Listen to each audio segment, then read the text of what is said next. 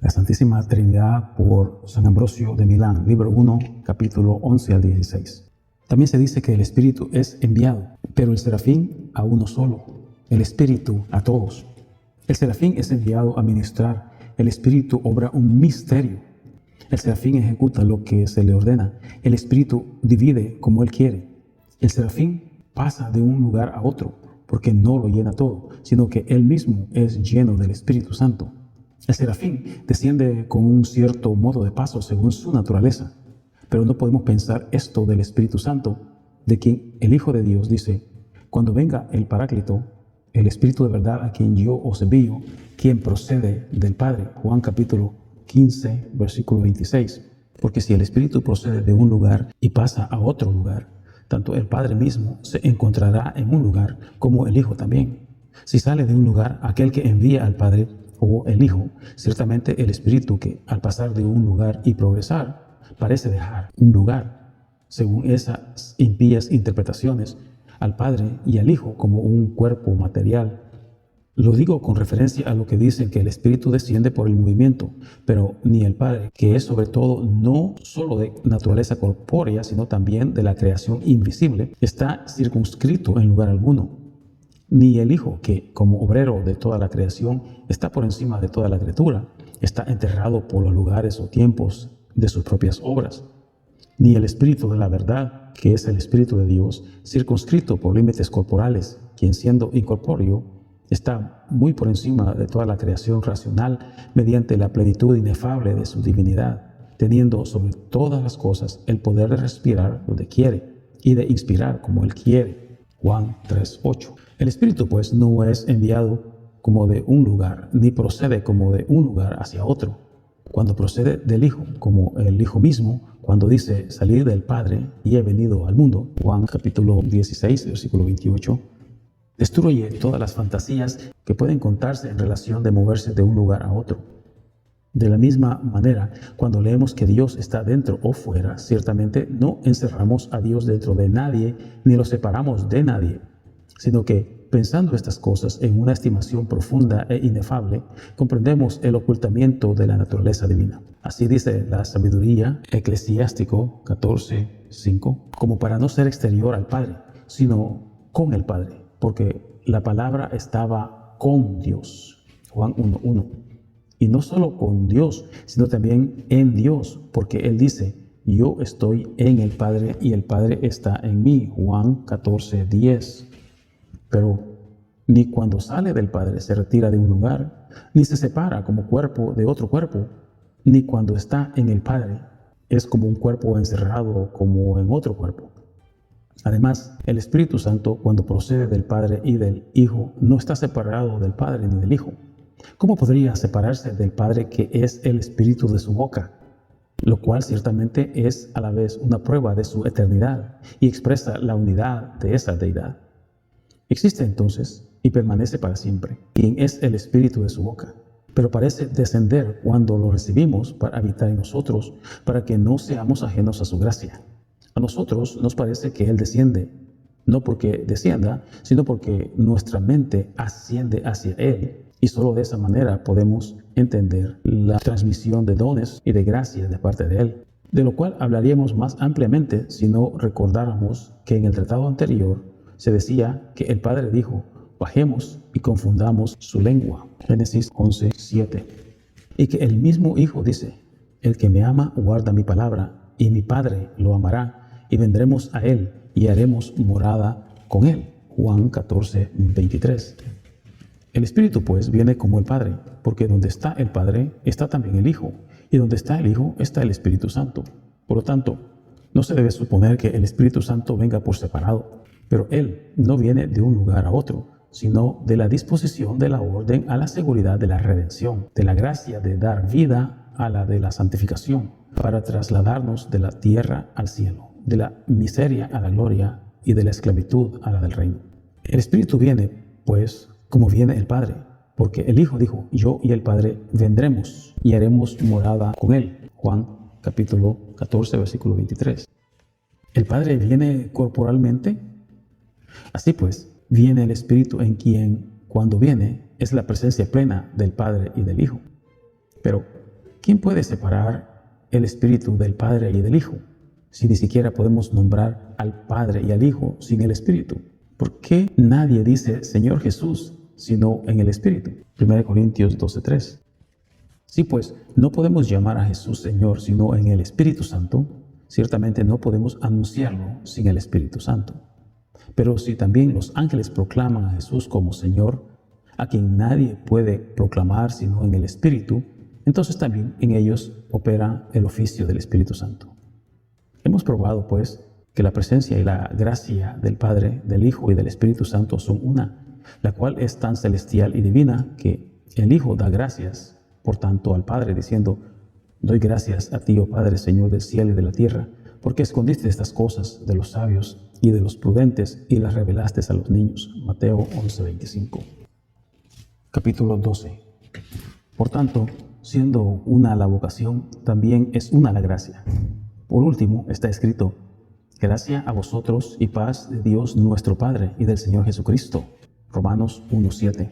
¿Veis, pues, que nos dice que la gracia del Padre y del Hijo es una, y la paz del Padre y del Hijo es una? Pero esta gracia y paz es fruto del Espíritu, como enseñó el apóstol mismo, diciendo: pero el fruto del Espíritu es amor, alegría, paz, paciencia. Gálatas 5:22. Y la paz es buena y necesaria, para que nadie se turbe con disputas dudosas, ni sea sacudido por la tempestad de las pasiones corporales, sino que sus afectos permanezcan tranquilos, dispuestos al culto de Dios, con sencillez de fe y tranquilidad de espíritu.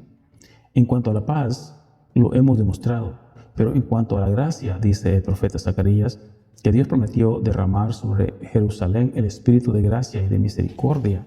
Zacarías 12:10. Y dice el apóstol Pedro: arrepentíos y bautícese cada uno de vosotros en el nombre de nuestro Señor Jesucristo para remisión de los pecados, y recibiréis la gracia del Espíritu Santo. Hechos 2:48. Así que la gracia viene también del Espíritu Santo, como del Padre y del Hijo. ¿Cómo puede haber gracia sin el Espíritu? Puesto que toda gracia divina está en el Espíritu. No leemos solo de la paz y de la gracia del Padre, del Hijo y del Espíritu Santo, sino también, fiel emperador, del amor y de la comunión. Porque del amor se ha dicho: la gracia de nuestro Señor Jesucristo y el amor de Dios, en 2 Corintios 13:14. Hemos oído hablar del amor del Padre. El mismo amor que es del Padre es también del Hijo, porque Él mismo dijo: el que me ama será amado por mi Padre y yo le amaré. Juan 14:21. ¿Y qué es el amor del Hijo? Sino que se ofreció a sí mismo por nosotros y nos redimió con su propia sangre. Efesios 5:2.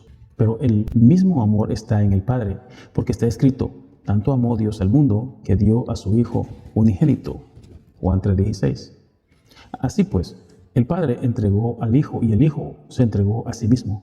El amor se conserva y el afecto debido no se perjudica, porque el afecto no se perjudica cuando no hay angustia al darse por vencido.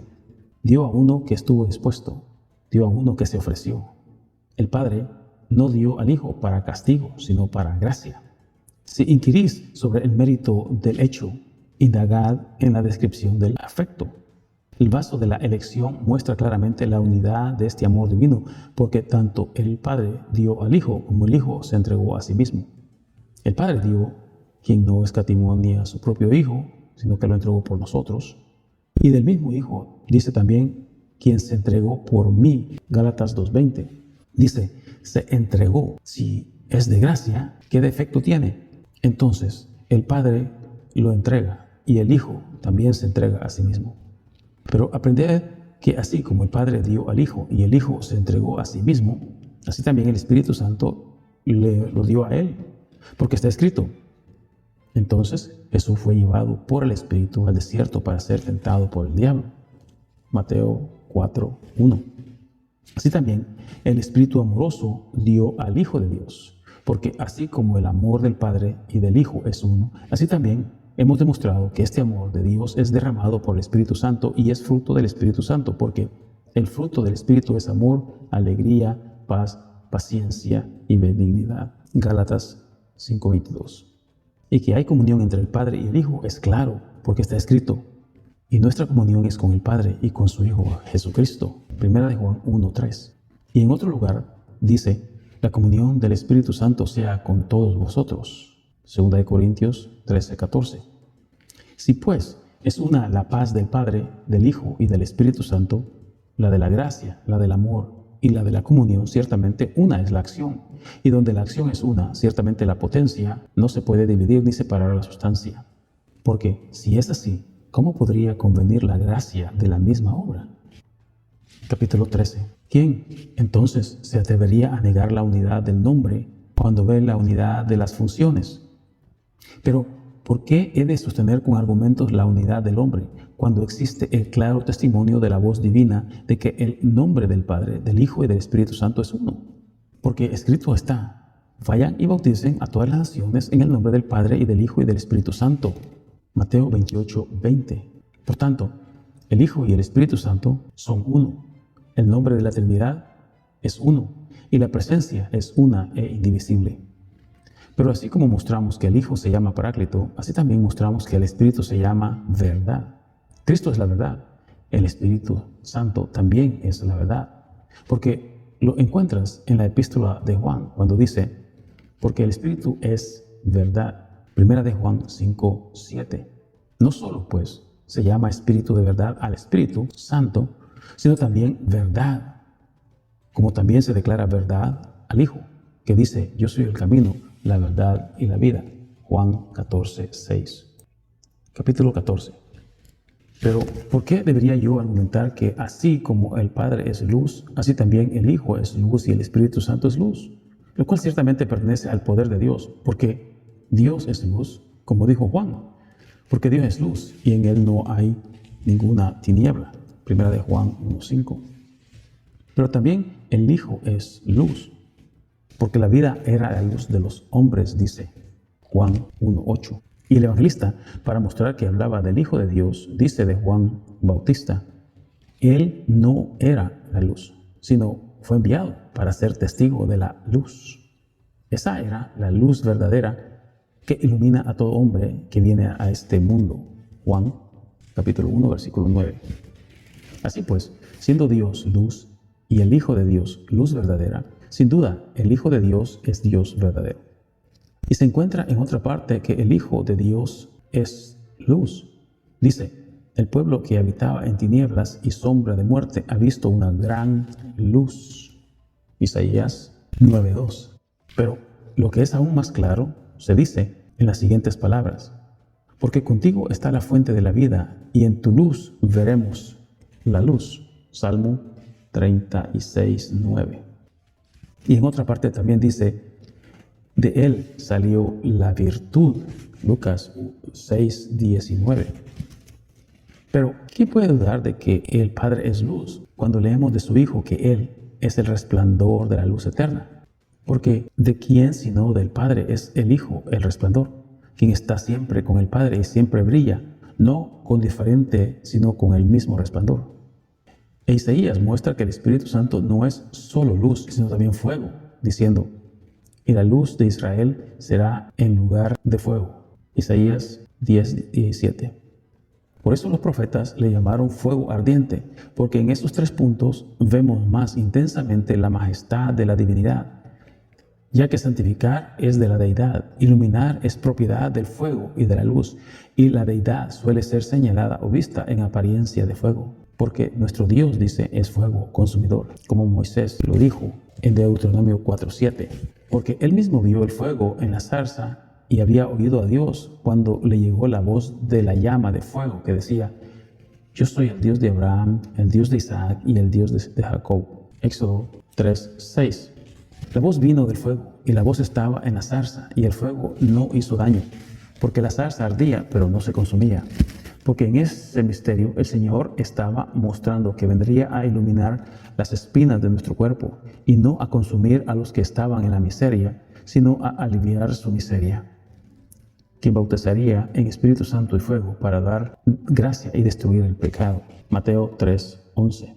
Así, en el símbolo del fuego, Dios guarda su intención. También en los Hechos de los Apóstoles, cuando el Espíritu Santo había descendido sobre los fieles, se veía la aparición de fuego, pues se lee así. Y de repente hubo un sonido del cielo como si el Espíritu fuera llevado con gran vehemencia y llenó toda la casa donde estaban sentados. Y se le aparecieron lenguas repartidas como de fuego. Hechos 2, 3 y 2. Por la misma razón fue que cuando Gedeón estaba a punto de vencer a los madianitas, ordenó a 300 hombres que tomaran cántaros y llevaran antorchas encendidas dentro de los cántaros y trompetas en la mano derecha. Nuestros predecesores han conservado la explicación recibida de los apóstoles de que los cántaros son nuestros cuerpos hechos de barro, que no temen si arden con el fervor de la gracia del Espíritu Santo y dan testimonio de la pasión del Señor Jesús con una fuerte confesión de la voz. ¿Quién entonces puede dudar de la divinidad del Espíritu Santo? Pues que donde está la gracia del Espíritu, allí aparece la manifestación de la divinidad, por cuya evidencia no inferimos una diversidad, sino la unidad del poder divino. ¿Cómo puede haber una separación del poder cuando el efecto del funcionamiento en todos es uno solo? ¿Qué es entonces ese fuego? No ciertamente un hecho de ramitas comunes o que ruge con el ardor de las cañas de los bosques, sino ese fuego que mejora las buenas obras como el oro y consume los pecados como hojarasca. Este es, sin duda, el Espíritu Santo, a quien se llama fuego y luz del rostro de Dios. Luz, como dijimos anteriormente, la luz de su rostro ha sido sellada sobre nosotros, oh Señor. Salmo 4:6. ¿Qué es, pues, la luz que está sellada, sino la del sello del Espíritu, creyendo en quien fuiste sellado, dice, con el Espíritu Santo de la promesa? Efesios 1:3. Y así como hay una luz del rostro divino, así también brilla fuego del rostro de Dios, porque está escrito, un fuego arderá ante sus ojos. Salmo 53. Porque la gracia del día del juicio brilla de antemano, para que siga el perdón, para recompensar el servicio de los santos. Oh gran plenitud de las Escrituras, que nadie con el genio humano puede comprender. Oh prueba más grande de la unidad divina. Pues cuántas cosas se señalan en estos dos versículos. Capítulo 15. Hemos dicho que el Padre es luz, y el Hijo es luz, y el Espíritu Santo es luz. Aprendamos también que el Padre es vida, el Hijo es vida, y el Espíritu Santo es vida. Porque Juan dijo, lo que era desde el principio, lo que hemos oído y lo que hemos visto y con nuestros ojos contemplamos y nuestras manos palparon acerca del verbo de vida, y apareció la vida y vimos y testificamos y os declaramos que esa vida estaba con el Padre también. Primera de Juan 1:1-2. Dijo la palabra de vida y vida para indicar que tanto el Padre como el Hijo son vida. Porque, ¿qué es la palabra de vida sino la palabra de Dios? Y con esta frase se muestra que tanto Dios como la palabra de Dios son vida. Y como se dice palabra de vida, así también espíritu de vida. Por lo tanto, así como la palabra de vida es vida, así también el espíritu de vida es vida. Aprende ahora que así como el Padre es la fuente de la vida, así también muchos han afirmado que el Hijo es representado como la fuente de la vida. Salmo 36:9. Porque el Espíritu es vida, como dice el Señor. Las palabras que yo os hablo son espíritu y vida. Juan 6:64. Porque donde está el Espíritu, ahí también hay vida. Y donde está la vida, está también el Espíritu Santo. Muchos, sin embargo, consideran que en este pasaje solo la fuente significa al Padre. Sin embargo, que noten lo que dice la Escritura. Contigo está la fuente, es decir, el Hijo está con el Padre, ya que el Verbo estaba con Dios, el cual estaba en el principio y estaba con Dios. Pero ya sea que en este lugar se entienda que la fuente es el Padre o el Hijo, ciertamente no entendemos una fuente de aquella agua que es creada, sino la fuente de esa gracia divina, es decir, del Espíritu Santo, porque Él es el agua viva. Por eso dijo el Señor, si conocieras el don de Dios y quién es el que te dice, dame de beber, le habrías pedido y Él te habría dado agua viva. Juan 4:10. Esta es el agua de la que tenía sed el alma de David. El siervo desea la fuente de esas aguas. Salmo 42:3. No tiene sed del veneno de las serpientes, porque el agua de la gracia del Espíritu es viva, para purificar las partes internas de la mente, lavar todo pecado del alma y purificar la transgresión de las faltas ocultas. Capítulo 16. Pero no sea que alguno hable contra la pequeñez del Espíritu y a partir de esto trate de establecer una diferencia en la grandeza, argumentando que el agua parece ser solo una pequeña parte de una fuente, aunque debemos saber que los ejemplos tomados de las criaturas no parecen de ninguna manera adecuados para su aplicación a la divinidad de manera completa. Sin embargo, para que no juzguen nada perjudicial por esta comparación tomada de las criaturas, sepan que el Espíritu Santo no solo se llama agua, sino también río, como leemos en Juan capítulo 7, versículos 38 y 39. De su vientre correrán ríos de agua viva. Pero esto dijo del Espíritu que comenzaban a recibir los que estaban para creer en él. Así pues, el Espíritu Santo es el río, y el río abundante, que según los hebreos fluyó de Jesús en las tierras, tal como lo hemos recibido profetizado por boca de Isaías 66:12. Este es el gran río que siempre fluye y nunca falla, y no solo un río, sino también uno de caudaloso caudal y desbordante grandeza, como también dijo David, la corriente del río alegra la ciudad de Dios. Salmo 46:4. Aquella ciudad, la Jerusalén celestial, es regada por el cauce de ningún río terrenal, sino que el Espíritu Santo procede de la fuente de la vida, con un breve trago de quien nos saciamos, para fluir más abundantemente entre aquellos tronos celestiales, dominios y potestades, ángeles y arcángeles, corriendo en el pleno curso de las 7 virtudes del Espíritu, porque si un río que crece más allá de sus orillas se desborda, cuanto más el Espíritu Santo, elevándose sobre toda criatura, cuando toca los campos, por así decirlo, bajo de nuestra mente, alegra la naturaleza celestial de las criaturas con la mayor fertilidad de su santificación. Y que no les turbe que ahí se diga ríos, Juan 7:38, o en otro lugar diga 7 espíritus, como en Apocalipsis 5 o 6, porque por la santificación de estos 7 dones del Espíritu, como dijo Isaías en capítulo 11, versículo 2, se significó la plenitud de toda virtud. El espíritu de sabiduría y de entendimiento, el espíritu de consejo y de fortaleza, el espíritu de conocimiento y de piedad, y el espíritu de temor de Dios. Uno, pues, es el río, pero muchos los canales de los dones del Espíritu. Este río, pues, sale de la fuente de la vida. Y aquí tampoco debéis desviar vuestro pensamiento hacia las cosas inferiores, porque parece haber alguna diferencia entre una fuente y un río, y sin embargo, la Divina Escritura ha dispuesto que la debilidad del entendimiento humano no debe ser dañada por la humildad del lenguaje. Pon delante de ti cualquier río, brota de su fuente, pero es de una sola naturaleza, de un mismo brillo y belleza. ¿Y afirmáis vosotros correctamente que el Espíritu Santo es de la misma sustancia, brillo y gloria con el Hijo de Dios y con Dios el Padre? Resumiré todo en la unidad de las cualidades y no temeré ninguna pregunta sobre la diferencia de grandeza, porque también en este punto la Escritura nos ha previsto. Porque el Hijo de Dios dice, el que bebe del agua que yo le daré, esta será en él una fuente de agua que salte para vida eterna. Juan 4:14. Este pozo es claramente la gracia del Espíritu Santo, un arroyo que brota de la fuente viva.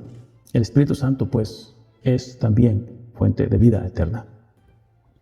Observáis, pues, por sus palabras, que se señala la unidad de la grandeza divina y que ni siquiera los herejes pueden negar que Cristo es fuente, ya que también el Espíritu se llama fuente. Y como al Espíritu se le llama río, así también el Padre dijo, he aquí yo desciendo sobre vosotros como un río de paz y como un arroyo que rebosa la gloria de los gentiles. Isaías 66:12. ¿Y quién puede dudar de que el Hijo de Dios es el río de la vida, de quien brotan arroyos de vida eterna? Bueno, pues, es esta agua, la gracia del Espíritu. ¿Quién dará esta fuente a mi pecho? Que brote en mí, que fluya sobre mí lo que da la vida eterna, que esa fuente se desborde sobre nosotros y no se escape. Porque la sabiduría dice, bebe agua de tus propios vasos y de la fuente de tus propios pozos y deja que tus aguas corran por tus plazas. Proverbios 5, 15, 16. ¿Cómo haré para que esta agua no fluya y no se deslice? ¿Cómo preservaré mi vasija para que cualquier grieta del pecado que le penetre deje resumar el agua de la vida eterna? Enséñanos, Señor, enséñanos, como enseñaste a tus apóstoles, diciendo, no os hagáis tesoros en la tierra, donde el orín y la polilla destruyen, y donde los ladrones minan y hurtan. Mateo 6, 19.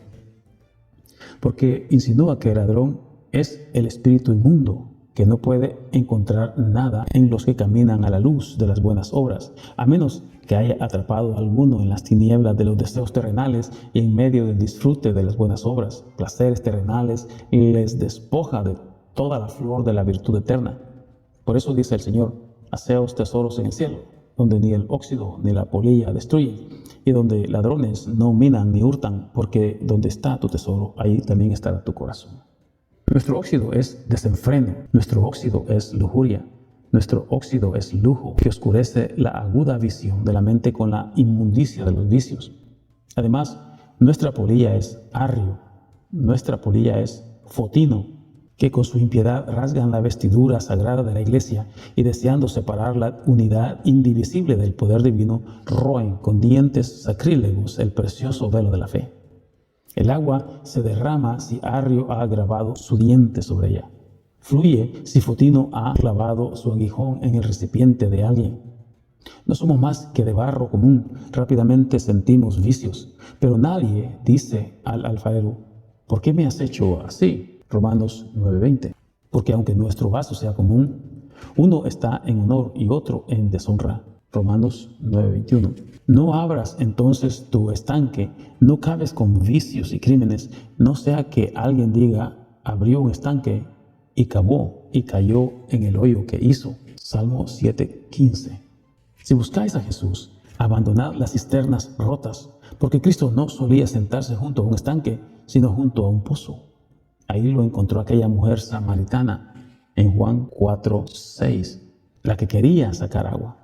Aunque debiste haber venido temprano por la mañana, sin embargo, si vienes más tarde, incluso a la hora sexta, encontrarás a Jesús cansado del camino. Está cansado, pero es por ti, porque hace mucho que te busca. Tu incredulidad lo ha cansado durante mucho tiempo.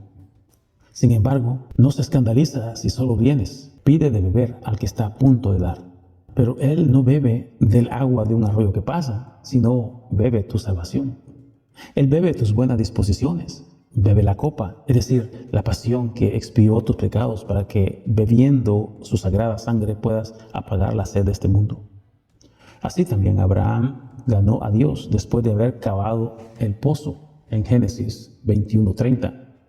Así que Isaac, mientras caminaba junto al pozo, recibió a aquella esposa, Génesis 24:62. Aquella esposa que venía a él como símbolo de la iglesia. Fiel fue junto al pozo, infiel junto al estanque.